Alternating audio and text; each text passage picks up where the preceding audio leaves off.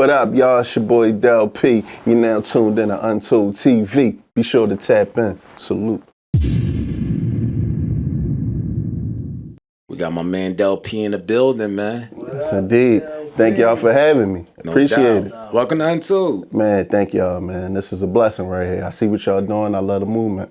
Man, listen, we trying, man. Let's dive right into it, man. Where you from? For those that don't know, No doubt. and who you are. So, I go by the name of Dell-P, which means determined to elevate laying lyrics with perfection. I'm from West Philadelphia. Same neighborhood as Steady B, Cool C, the youngsters, Will Smith, Schoolie. Just carrying on tradition. That's right. That's a long list right there of people that, put on for the city. No doubt. How it feel to be, even a part of that lineup from that neighborhood? It feels great. And, it's even better that I was able to get the blessing from those guys. Right. You know what I'm saying? I was able to work with the youngsters at an early age. Shout out to Taj Mahal. Shout out to LG, the teacher. That's the Pop Yes, Art sir. Records. I was in the studio with him when I was like 18. You know what I mean? Wow. It's a lot. It's a lot of history right there. Shout out to Steady B. He did 2 interludes on my album before the one that's out right now. It was on the People's MC. He did 2 interludes and killed it. Shout out to him. Wow, man. And free Steady B. Yeah, free Steady B, free my brother Reem. He's the one that connected us. But the whole thing is we got a lot of mutual friends in common, a lot of family. So when Reem made that introduction, it was like natural. Wow, man. Wow. Classic. Most definitely. So, Dell-P, Yeah. let's take you back. You started in this game how long ago? Oh, man. So I started, testing my pen when I was like 9 or 10 years old. I really start, honing my craft and performing on stage when I was 12, 13 in Turner.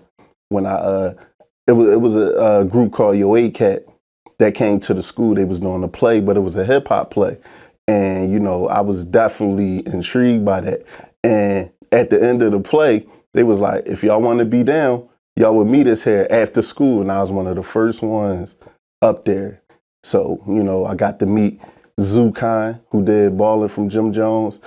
My man Fred Burnett, his mom actually, she founded Yo A-Cat.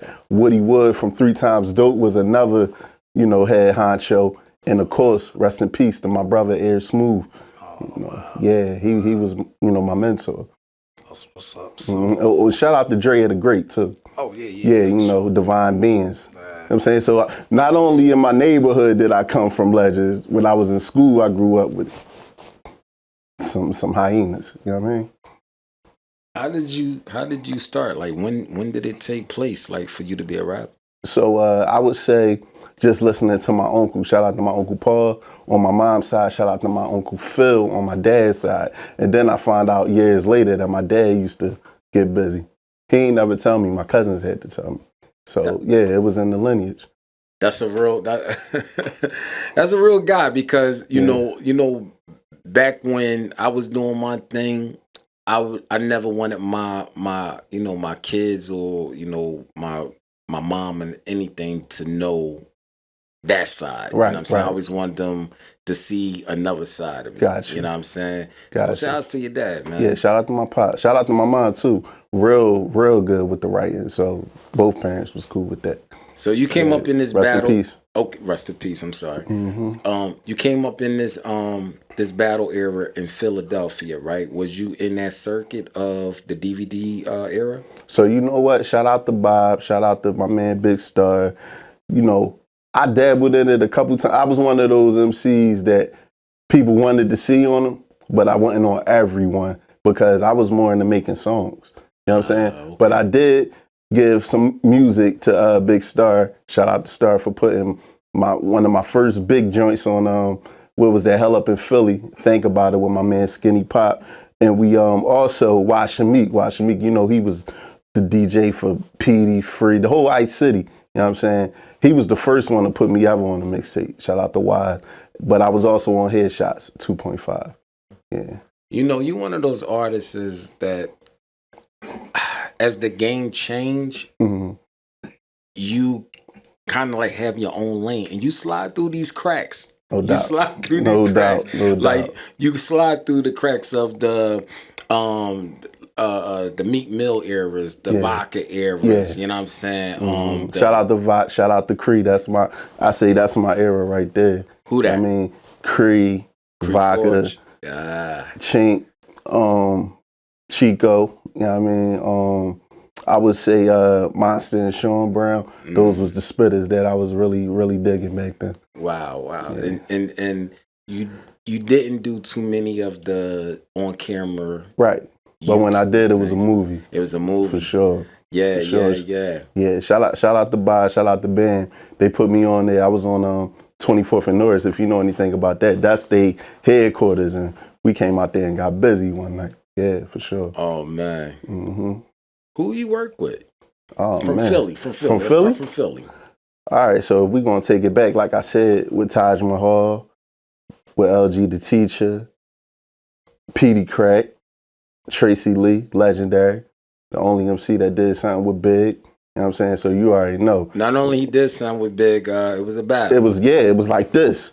I don't care what nobody say. They got to stop saying that Big smoked him because he did not. He did not. Anybody that listen to lyrics know that was like this. And that's why Big wanted to sign him. Now, it's going to be somebody out there that say, Dell-P, what the heck are you talking about? This is Biggie Smalls. I'm a hip hop head and I respect lyrics. Big is my favorite MC of all time. You know what I'm saying? But Trey Lee still Big one that did it if he didn't think Trey was that bull. Right. I agree, man. It was some type of respect right there. Yeah, for sure. So go ahead, keep going down the list. I would say it's not as many as you think, man. Shout out to Crack, shout out to Freeway, shout out to Trey, shout out to Steady B. Far as on the up and coming, shout out to my brothers, G.O.M.L., my man Lucci Lona, SK, Juice Man, Mizzy, Smoke. You know what I'm saying? I know Brasco. Who else? I like that guy. Yeah, I know he Brasco. Was with, That's my guy. That's my guy. I know Brasco. Reef the Lost Cause. These are guys I respect. You know, I got my own platform, the Wordsmith Experience, that I do every second Friday. So, shout outs. Yeah, we do a lot of shows together, but we definitely gonna do some music. But, you know, everybody want me and Black Thought to do something, and, you know, stay tuned. Stay tuned. I think that'd be a dope combo. That would be dope. Yeah, that's my guy right there. You know, I was on the first School of Thought when we went up Carnegie Hall. It was like a master class and it was a sold out concert, like a 3-day situation. It was crazy. So shout out to Thought. He personally recommended me for that joint. Wow, man. Shouts to Thought. I remember me and Dame, we was a few years ago, we was up at the Brooklyn Bowl. Brooklyn Bowl. Word. Big Daddy Kane was in the building, Raekwon, Questlove, and Black Thought. That sounds crazy. That was a crazy night, man. A crazy night. Was that during the pandemic? No, that was before. Oh, that's love. That's love. I performed during the pandemic with Rakim at the Brooklyn Bowl. Nuts. How was this shit? Wait a minute. How was it? It's just even being in a building with him. Yeah, it's bananas, man. His energy is all that, for real. Yeah. His energy is all that. Yeah, because he was just standing next to me. I am shocked that I'm watching Big Daddy Kane kill the stage. Mm-hmm. I look to my right. This is Raekwon. Yeah. Looking at the show like a fan, rocking his head and everything like me. Yo. And we just bugging like regular guys. Yeah, he rode down to earth, right? Yes. Listen, remember when he did Only Built for Cuban Link 2? Right. He shout out to my man Taji again. Taji told him to shoot, you know, because he did the joint with Beans. So he shot the video at the barbershop in my neighborhood. Shout out to my man Mike Monroe. And my cousin was like, yo, get down here now, bring a CD. So they put the CD in. Raekwon like this the whole time, like, yo, you know how to pick beats and you lyrical. From there, I don't need nobody else's opinion. You know what I'm saying? It's a rap. That's the chef right there. The chef told me I know how to pick beats and I was lyrical. Yep. Facts. You know what I'm saying? He made the purple tape, so. Yeah, who are we? Who are we? You know what I'm saying? So they even be on the same in the same building as a legend as Raekwon is. It is an honor and a privilege. Yeah, for sure. Some rappers, especially from Philadelphia, don't get those opportunities. Right. How do you get these opportunities to share those stages with them? You know what? I would say just, believing in my craft and touching bases with genuine people, because the first time I got a major look in the industry was with David Banner. And shout out to my brother, Mike Briss. He put one of my videos into an album review that he did of David Banner's Before the Box. That was his mixtape before he brought out God Box. So he put the video in there. Banner hit him up like, yo, who was that kid that was on that song? I need his number. Briss hit me up. Yo, David Banner wants your number. Can I give it? Can you give it to him? Why it's permission? Rest was history, man. We did a joint called Unapologetic. Shout out to Jalil Beats. He did the production. Shout out to my man Jay Reezy. He killed the hook. It was a great song. And after that, Banner had invited me out. Kendra Family Soul do the joint. They used to do the joint down Warm Daddies called Kendra Presents. So they actually had David Banner there, they had Speech there, and they had Michael Eric Dyson there. In the middle of David Banner's interview, sold out crowd. In the middle of the interviews, hold up, before we go any further, shout out to Dell-P, he the next one in Philly. The crowd went crazy. So then Speech, oh you Dell-P. All right, so next time we come out here, you performing with us. This was around the Eagles Super Bowl. So imagine we World Cafe Live, they bring me out on stage. Philly was already on fire. But when they brought me out, it went crazy. From that point on, they brought me out every time they was in the area, Philly, Jersey, Delaware, Pittsburgh. So one day I get a call from Speech. He was like, what's up, brother? I know we bring you out on stage, but we actually want to put you on the album. So they put me on the album. Not only did they put me on the album, bro, they put me on a single with Master Ace, Speech, Fat Man Scoop. This was like live at the barbecue. You feel me? That was my moment that took off. So shout out to Speech. Matter of fact, shout out to Banner for introducing me to Speech. And now it's crazy. Fat Man Scoop. Rest in peace. He recently passed on the stage. Well, not on the stage, but Performing. Performing. Right. That was his last show. That was the last time we all seen him in the public. And he passed doing something that he lived for. He loved. When you heard that news or seen that, yeah, how did that make you feel? It touched me because I really got to build with him and shoot the video for the joint with Arrested Development. We actually had conversations, and he actually always was giving me advice after that. So that lets you know right there he loves, people that's really pushing forward for the culture. And you know what I'm saying, whatever advice he can give you, he always was on point. We're losing a lot of artists. Yeah.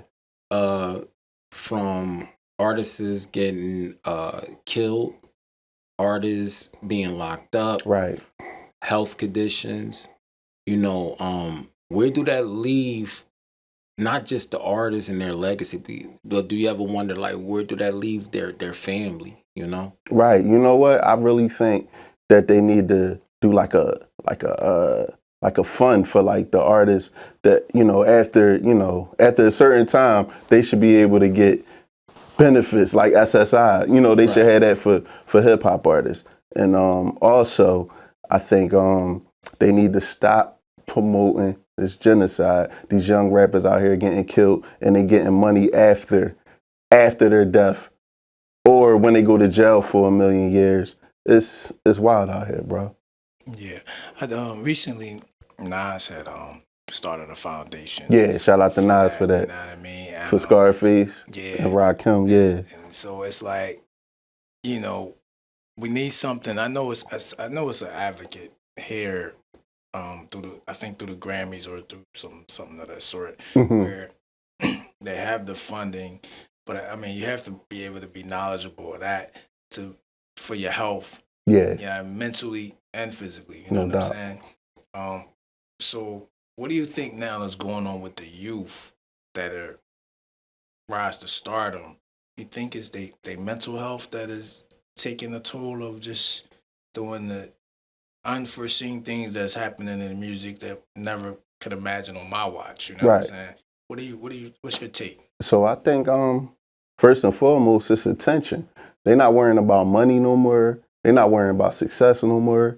They're worrying about attention, getting likes, getting clicks, going viral, and they don't care what avenue they got to take to go viral. And we need to step up. The artists that they look up to need to step up and let them know that's not the way. Because the artists that they looking up to and following these roles, they they living in houses with picket fences, and their kids going to private schools, but they sending y'all to jail. You know what I'm saying? Right.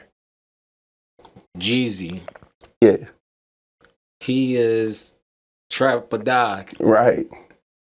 His son go to a private I school. know. That's exactly. There's But many more. yeah, but he tell our kids trapping ain't dead. You just scared. You're right. Right.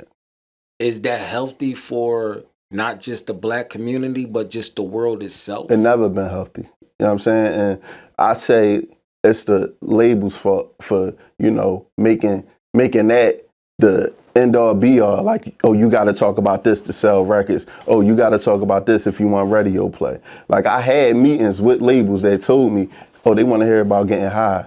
12 to 17-year-olds. They put 12 to 17-year-olds and they want to get high and have fun in the same sentence, bro. I had to walk out that meeting straight up. Meek also took to the internet not too long ago, and he touched on that where he said, you know,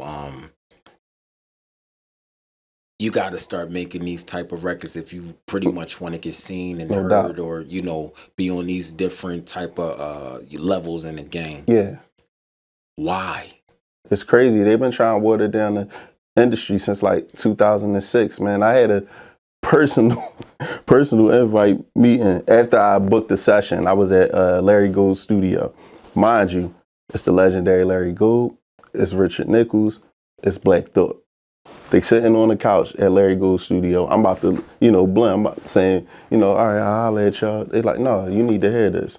So they telling me everything that's going on in the industry. They was talking about it back then. They was talking about how it's shaky in them, the meetings with them CEOs. They was saying how some of them act funny. Right. They were saying how the record sales was down, and it wasn't really nobody really promoting you no more. You had to become independent for real, for real. So I look at that and say, how did they know that I was somebody that was going to be pursuing this industry years down the line? It was like they prepared me for that. So rest in peace to Richard Nichols. Shout out to Black Thought. Shout out to Larry Gould. Wow, man, that's some good information that they even allowed you to be a Right. fly in the wall. Right, that was crazy. Like, they were just giving it up. Like, they knew me for years, and it was like, sheesh. Have you ever came to a point where you like, all right, listen, this is not working. Let me try this way. Let me go back to the drawing board, because obviously it's working for all these guys, and they getting the fame, the money, and those opportunities. Let me switch my thing up. All right, so one thing about Dell-P always been in his own lane, did things on his own time. But it was at one point where I thought I had to talk about street stuff because that's what people wanted to do. But at the end of the day, if you're not being true to yourself, it ain't going to work. You know what I'm saying? So I had to think about who inspired me growing up as an artist. And it was mostly Native Tongue. It was mostly, Public Enemy, BDP, lyricists. You know what I mean? So one time I was at Boys Latin High School, and I was asking the students who was their favorite rappers. And a lot of their favorites were these drill rappers that's getting killed or getting locked up. So I felt right there I had a responsibility to mature with the music.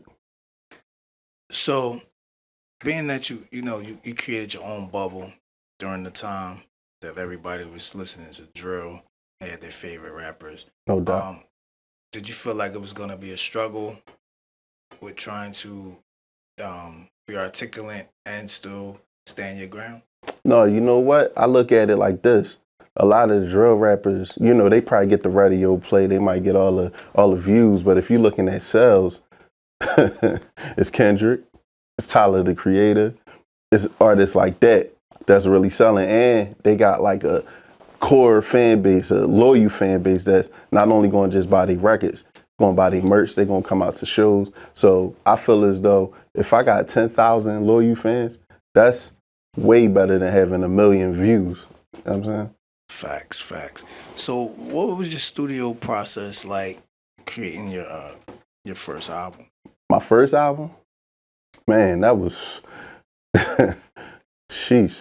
My first album was probably like 20 years ago, and it was fun because it was just me and my partner Donnie Boy.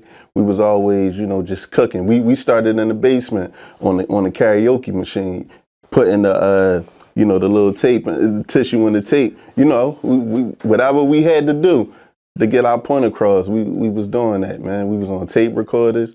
We used to record in his room. He made a little booth in his room. Got crazy with the the mix and the mastering. We learned from the dirt, man. But now shout out to my man Elway. That's my engineer, mix and master and everything now. But it's been a journey. So I had the pleasure of meeting you some years ago at our radio station, Enough Said. For sure. Global Radio. Shout out to you. Shout out to Q. Shout out to Samad Dawson. Yeah, that's fan. That was some legendary times. So you wound up recording in there. So how was that? What was that like? That was dope because I actually did my album for the art at that studio, and that's that's a fan favorite. Absolutely. Yeah. Absolutely. So taking us forward, tell us about the new process, the new and improved. The new Dell-P. The new Dell-P, the better than ever Dell-P. We got I Can't Make This Up, and it's produced by Track Hyder. Of course, my partner Donnie Boy got a record on there, and I got my man DJ Flash from the Justice League. If you know about the Justice League, we do. That's Ninth Wonder, that's Lil Brother, that's Crisis, and my man DJ Flash. That was hooked up by my man Tragedy Gaddafi, legendary intelligent hoodlum. So shout out to Trash for putting that together for me. Oh, yeah, man. But I got Grand Poobah on the album, Freeway on the album, Royal Flush. My man Melee Sparks, if you remember Ill Advised from back in the day. Rashid, I got him on the album. Got Son of the 215 on the album. That's my brother. Stay tuned. I'm going to talk more about that. Shouts to Son of 215. Son of the 215, that. Yeah, long lost cousins. If you know, you know. But Jay Reezy, Mel Austin, my man Jovi out Detroit. Yeah, man, I got an interlude from Roxanne Shante on that joint, and an interlude from Trash. It's a complete package. Make sure y'all get that. Dell, is you willing to sell your soul for records? No, absolutely not. There's a lot of them that's Absolutely out there not. that would sell their soul in a second, like that. In a second. In a second. If the opportunity presents itself where they want you to go that route, would you do it? What, the drill route? The drill route. No. I don't even sound right trying to do drill. Wow. There's a lot of them that's out there, though. Yeah, I know. There's a lot of them that's out there. But I'm comfortable, man. Listen, man, my favorite artists are artists like Stevie Wonder, Earth, Wind and Fire, Gil Scott-Heron. Like I said, Tribe Called Quest, Big, Nas. They all told their story. And whoever didn't get it, they missed something. You know what I'm saying? That was on them if they they neglected the message. I agree. Today's females, and that's a question that I've been asking lately to some of the guests that came up on Untold. Right. How do you feel about the direction that today's female rappers are going versus the Lauryn Hills and things like that? See me, my favorite artist as far as females is Rhapsody.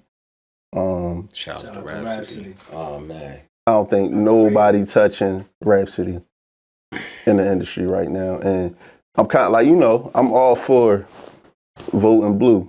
Right. But I felt like Rhapsody would have been more of the pick for me to go on campaign with. You see what I'm saying? Right. Instead of Megan, I think Rhapsody should have had that spot. I feel like she don't get the publicity she deserves. Megan Thee Stallion. She's not worse than Sexy Red though. Okay. Oh, so here's the thing. Sexy Red, a lot of these young girls, look up to her. Yeah. They want to actually be her. That's a red flag. Her name's Sexy Red, and that's a red flag. Straight up. Do you feel like she's a representation to young girls, to females, just point blank, period? I feel like she shouldn't be a representation to young girls. I feel like, Cardi B was playing her song, right? And when her daughter walked in, she turned it down. I feel like if the parents not doing that, then there's something wrong. Because why is the artist doing it? Well, our kids is not, around us Monday through Friday for Right. about 9 hours if they're attending school. Right. That's their own world. No, I get that part, but what I don't get is when a grown lady is in a car with her kid blasting that music. That's what I'm talking about. Right. Yeah. And a lot of the females, they like that. Yeah. It's sad, but they like that. And Mhm. and another sad part is that it sell records. That's another thing. It don't sell records. Those artists are not selling records. They actually go on wood, but they got that bag behind them that's making people feel like this is the number one selling stuff out here, and it's not. You know who's selling more than Sexy Red? Who that? Rhapsody.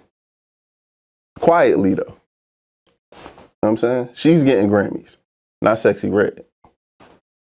But she don't get the promo. So you believe that she have a season, like Sexy Red have a season? No, I where- feel like they got an agenda out here. I don't even think it's a season. It's an agenda out here to purposely put that type of example out here for these young queens, and it's not cool. It's not. So what do you say to the young queens that actually listen and they look up to her? I would tell them to expand their mind, go and do the research, and understand that you come from artists like Queen Latifah, Moni Love, you know what I'm saying, Salt and Pepper, even though they had a little raunchiness to it, but they still had different stuff they was talking about. Right. You know what I'm saying? Lauryn Hill.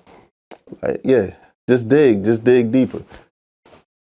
For the male artists, rappers, their thing is not only we beefing, we're gonna take it a step forward.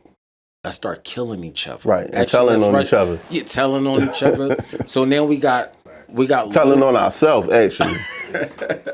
Telling on ourselves. Right. So we got a situation. Well, he got a situation, Little Dirt, right, that one of his close friends that pretty much hung around him daily was wearing a wiretap. Allegedly. Right. He was wearing a wiretap allegedly, and it landed Dirk to being arrested by the feds. Right. What's your take on that? First thing that come to mind is Nas. Watch them niggas that's close to you. Make sure they do what they supposed to do. You know what I'm saying? If you think about all the artists we grew up on, they was letting us know. They definitely was. They was giving you information before it was all taking place. Never personal. Nowadays it's the ways. Mm-hmm. Right. So now that all this is going on in the world today, you up next, you performing with some wolves. I mean, most people wouldn't even get a chance to even be in the same Mashallah. room. You know what I mean? What is this doing for your career now? Oh man, it's first and foremost, it's letting me know that I was right all along, like for believing in myself. That's what it's doing first and foremost. But it's also giving me leeway to put other artists on. You know what I'm saying? So I'm just trying to be that, that ladder up that I didn't have. You know what I'm saying? Like we can complain about it all day. Yo, people trying to blackball me or people not showing love. No, we ain't doing that. We just gonna change the way things going. Got you. So now that you got these records out, Yeah. got some huge folks on it, what's your next move? So the next move is, getting these visuals out here. I'm gonna do at least like 7 to 8 videos for the album. Also, we're gonna get into some touring. Shout out to Speech, Arrested Development. That's always that's always the link right there. But me and Trash got some more stuff to do. We ain't stopping. I asked Grand Pooba to do the video, but he retired. So I'm gonna just say shout out to him for doing the joint with me. You know what I'm saying? Because he don't just do records with anybody. So much love to Grand Pooba, much love to Big Nas, my manager, for making that happen. Let's bring it back down the turnpike to Pennsylvania. Yes, sir. It's rappers out here, man. As we said earlier, they dropping like flies, man, due to violence, health conditions, and things like that, man. Yeah. Is it safe to say that they're rushing to their grave?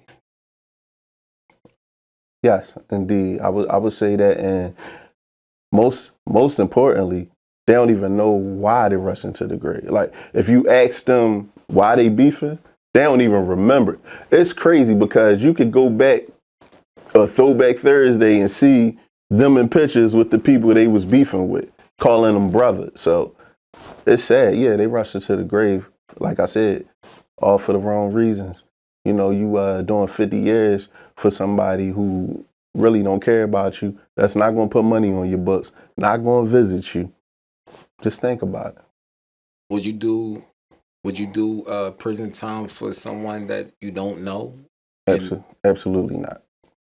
I'm not doing prison time for anybody that I do know. Right. Like, don't put me in a position where I possibly got to do time, and I'm not going to do the same for you. You know what I'm saying? Right. Yeah. Right. We shouldn't put each other in that predicament.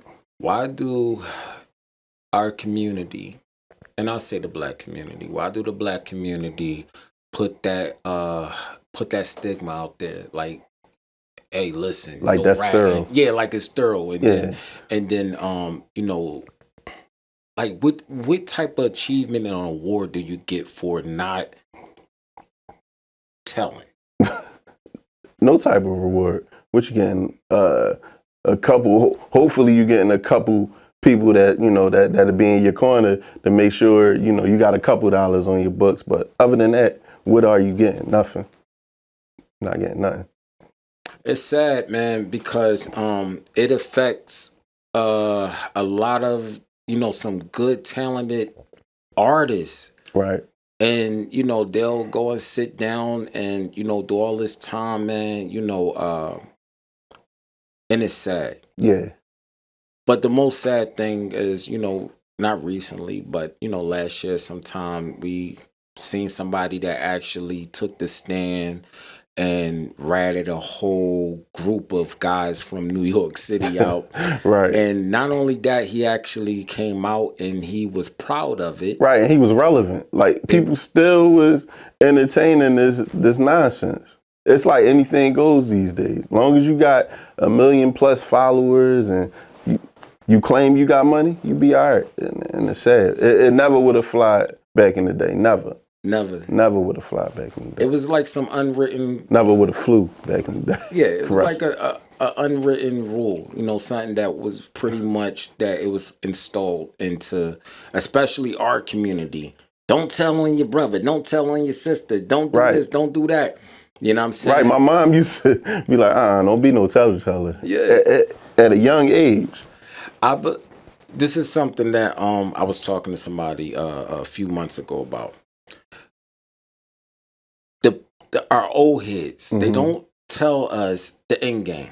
Right. Meaning, if me and you do a crime, they don't tell us, hey, listen, if you get caught, don't say nothing. If you get caught, it is a possibility you can do a long period of time in prison and you probably won't see your daughter. Right. You probably won't see your mom.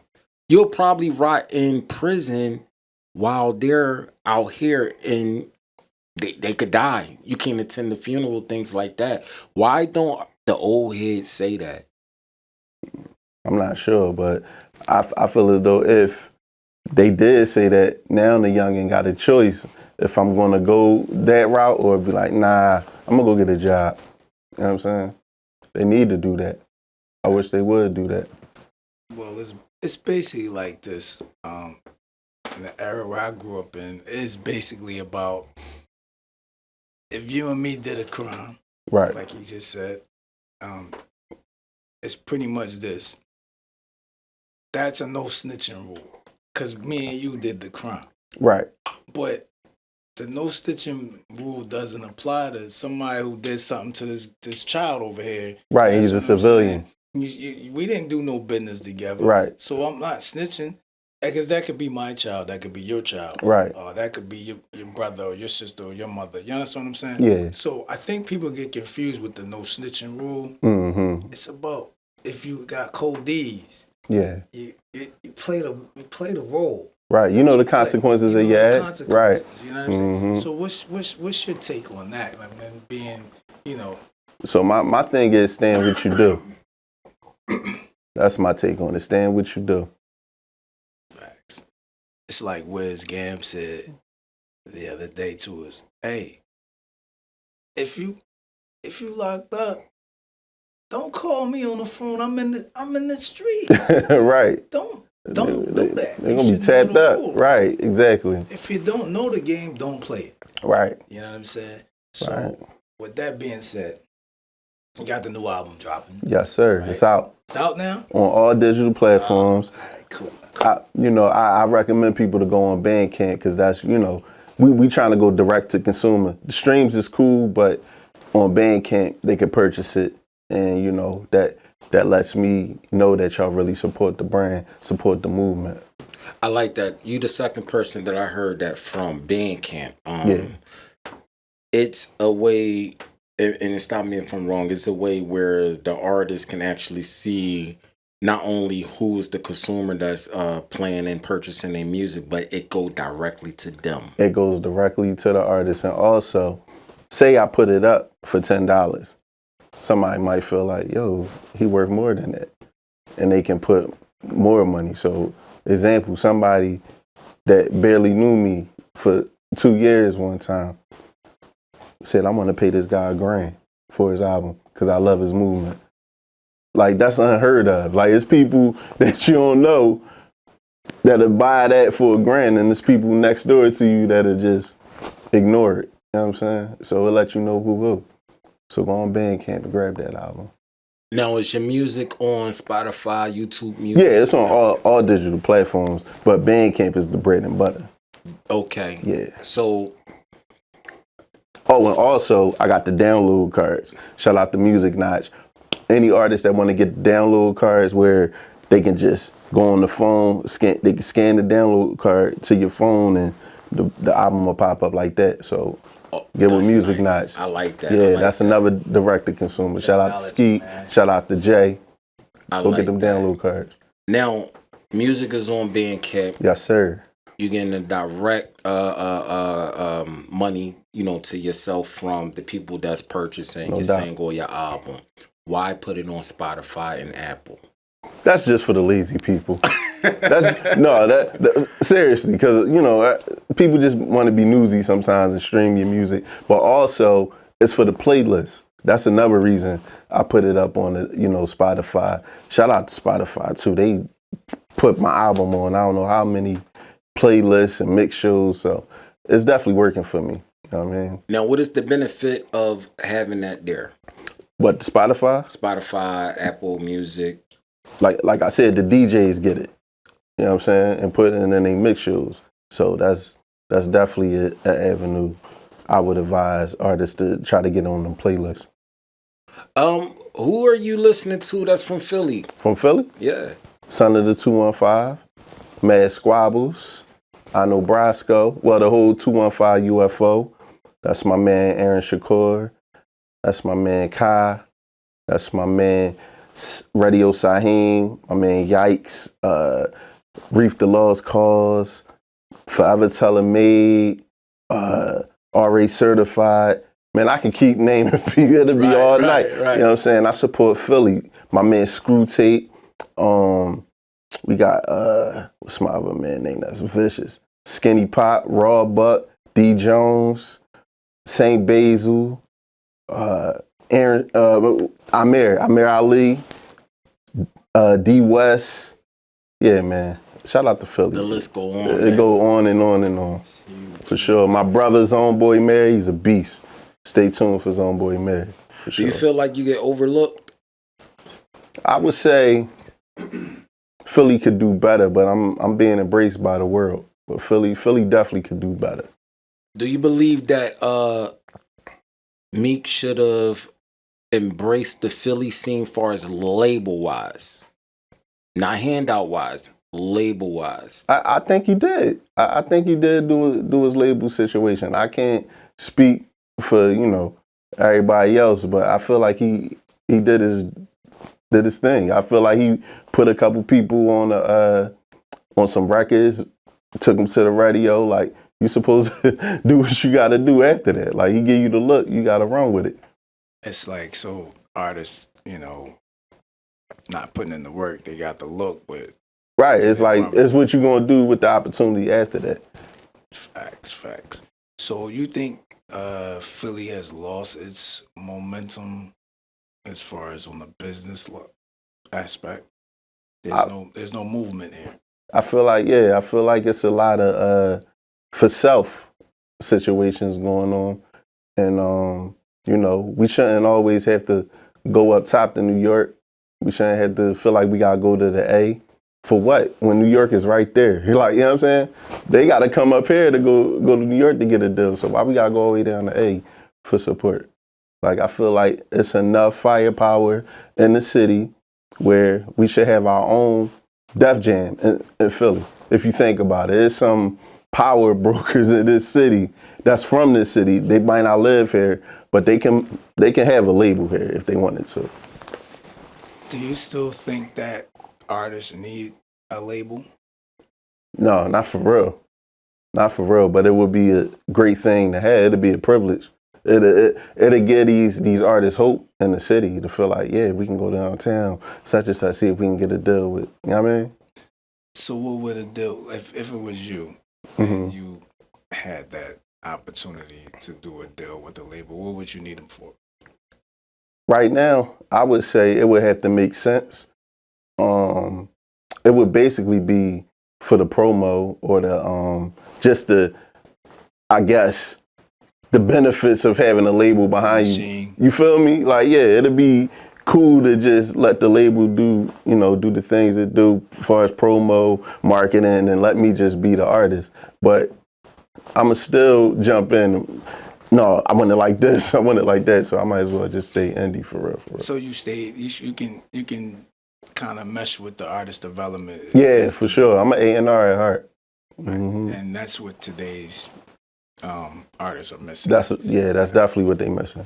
And does that mean that you can say, is it safe to say that's why you see a lot of the mimicking sound and the style and the trend, because they don't have that anymore? Right. I feel like they going off what they see as the popular trend or what's, the analytics, that they manipulating the analytics right now. You know what I'm saying? If you go on your timeline right now, it's going to be who got beef with who, somebody snitched on who. Like, it'll never be no positive images. But the analytics say that's what the people want to see. They want to see the dumb stuff. I agree. All that stuff sell. That it brings the artist to the forefront. It's sad. I tell people this all the time, especially artists. They don't want to hear your music first. Right. They want to see your personal life, Yeah. your music video, then your music. Yeah. So we like totally backwards versus back then. It was an artist had a mystique thing about themselves. Right. Versus now, it's like we want to know all your business, who your kids is, you ratchet, is this and that. Right. A lot of artists are doing that. Even the ones that we grew up listening to. Why don't you do it? So I feel like I'm just going to win with the music. I think I'm going to find I have found a market that embraces quality hip hop music, that want to hear what I got to talk about. You know what I'm saying? It's a lot of people out there that want information.